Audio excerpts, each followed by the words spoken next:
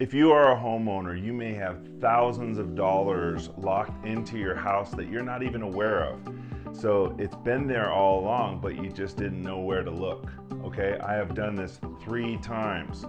Whereas the square footage of your house that you just accepted when you purchased your house, it could be inaccurate. So it either could be inaccurate or there could be additional square footage in your house that you have not captured. Now, why is this important? It's important because every square foot is worth a certain amount by market. So $300 per square foot in your area, $400 per square foot in your area. Why is that important? Why it's important is that you may create enough value in your house to maybe get out of private mortgage insurance, which is a 20% loan to value. Once you get beyond that, you're not required to pay that on conventional loans. If you ever went to go sell your property, it would be worth more. This square footage could be sitting inside your house right now without you knowing it. So there's also ways to proactively capture some different square footage that's under roof in your house through some techniques. And I've done it 3 times, again, 3 times, and it's resulted in over $150,000 of net worth through these 3 properties. So I'm just going to go ahead and roll through what I did and how I captured it and how we actually recorded it to show up on the county records. Okay, so we're going to go off of first property. So the first property, this one was actually pretty simple. It was a carport that had a roof on it, same roof line as the rest of the house, and we were able to capture this area right here, and that resulted in 160 square feet of living space and actually created a 4th bedroom to the house. It was a 3-bedroom, 2-bath. Now it's a 4-bedroom, 2-bath. What we needed to do was, the garage is usually below grade, so 3-4 inches below grade. So we needed to fill the garage, frame it in, filled in the walls, basically sheetrocked, insulated, added the necessary things to make that a bedroom. And then, and I'll go over later, how we actually recorded that square footage to now show up on the tax records. The second property had a garage over here, and it had a main living area in here. Well, over in this area, it had a very large garage. It was extended. There was actually a shop over here in this area. And then there was actually a walkway that was below grade and never got counted for square footage.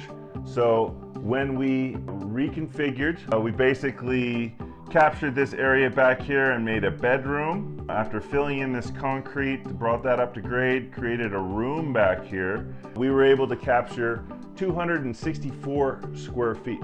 And then property number 3 had a couple different things in here, but for simple sake, it had a built-in walk-in closet over here that was being used within the house, but it didn't count for square footage because it didn't have any air conditioning or any heat. So what we did is we tapped into the HVAC system and ran a vent into here, and then all of a sudden that area was able to be captured for square footage.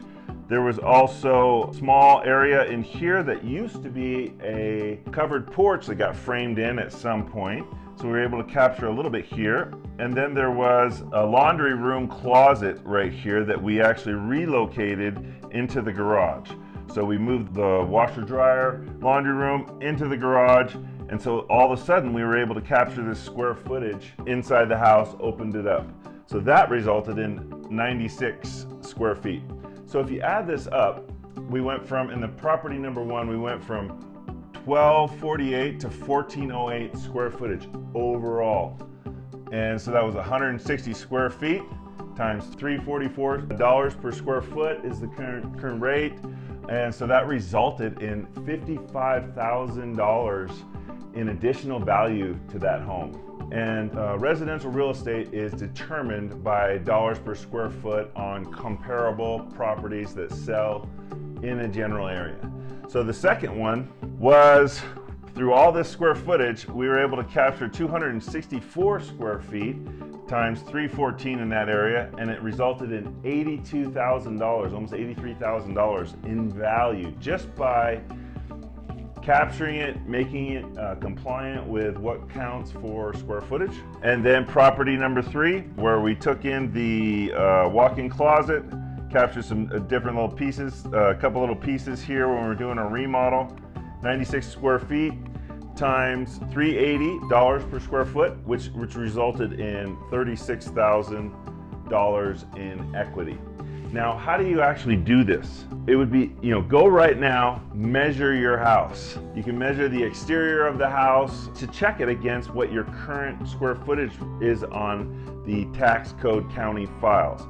Now, if there is a discrepancy in your favor and you want to change this, you can actually contact the county and tell them, oh, I think that the square footage is off, there's a discrepancy there, and so I would like to request a measurement.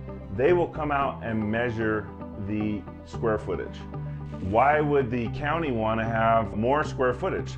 They would want to have it because they're able to increase the value of the house, maybe increase your taxes potentially while you're owning it, and then they would be able to charge more.